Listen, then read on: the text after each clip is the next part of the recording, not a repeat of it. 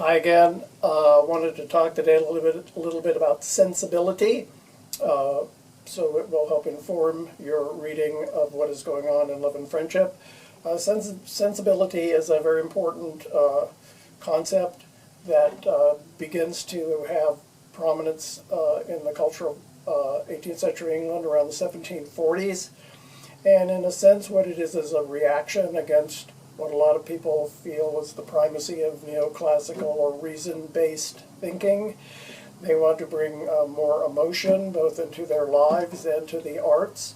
So I think that sensibility is, in modern English, effectively what we mean when we say sensitivity. To be highly sensitive to emotions, not only your own emotions, but other people's emotions, but also to empathize with animals, to empathize with people who are below you or poorer than you on the socioeconomic scale, sensitivity to other people's tragedies, and so it has a very positive side to it. It leads to the establishment of foundling hospitals for orphans and more proactive sorts of movements in terms of how people treat animals, not beating horses, for example, not torturing cats for fun, and a lot of other things that actually went on in the 18th century prior to this time.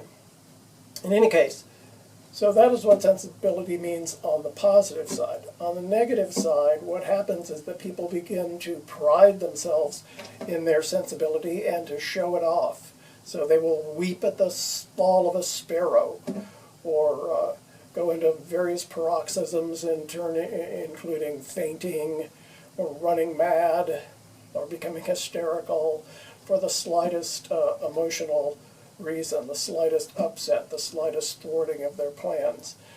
So it's very dramatic and demonstrative, and at the same time they begin to have a very high opinion of themselves because they think that they are more sensitive, more spontaneous, more artistic, more truly feeling, more in touch with what is really important than other people who are not that sensitivity-based. People who tend to be more repressed, who tend to be more reason-based, who tend to like a life that is a little bit more even rather than a romantic type life that goes like this. And in fact, what sensibility then eventually transforms into in literature and indeed in the culture itself is what we today call romanticism. To be a romantic, to feel, to live wild, die young, and have a good-looking corpse. That kind of extreme behavior. So that's the downside of sensibility. It's got a good side, it's got a bad side. But its opposite is what we today might call reason or common sense, or in the 18th century was thought of as a neoclassical approach to life, that more even, reason-based response to events, not flying off the handle and weeping or fainting when any small event occurs that might upset you.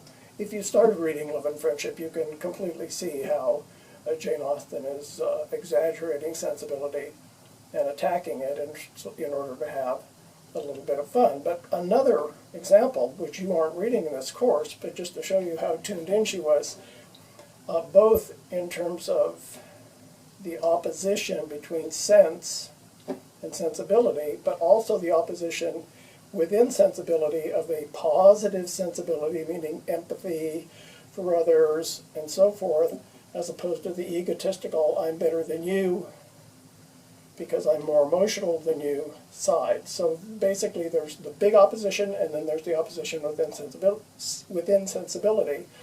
And Jane Austen, her first novel that she ever publishes, is called Sense and Sensibility. And she creates two sisters, Eleanor and Marianne Dashwood, one of whom, to a great degree, though not entirely, is an exemplar of sense. Common sense, dialed back, a little bit repressed, tries to not get emotional over things, but to approach it from point of view of what can I do about this that is reasonable and rational. Marianne, on the other hand, is pure sensibility. Loves to be in an emotional state, totally spontaneous, breaks a lot of rules, considers herself to be better than other people because of the depth of feeling that she has, and indeed is sometimes a sympathetic character because of that, but too often she is egotistical. She sees herself as better than others. Anyone who does not agree with her that you must weep when you read a Shakespeare poem, or oh my God, that sunset has completely changed my life, she looks down upon and thinks those people have no soul. They have no artistic impulse. They're just repressed and desiccated. Another way to look at this opposition, I think, is to think of the one side, what we're calling classical, reason-based, and so forth, as people who are more repressed, more self-controlled.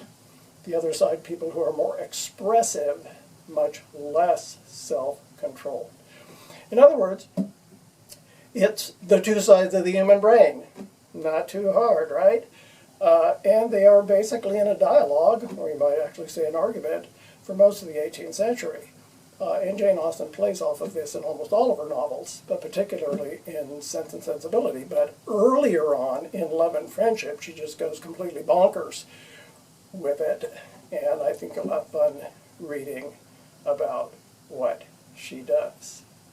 Okay, that's it for today.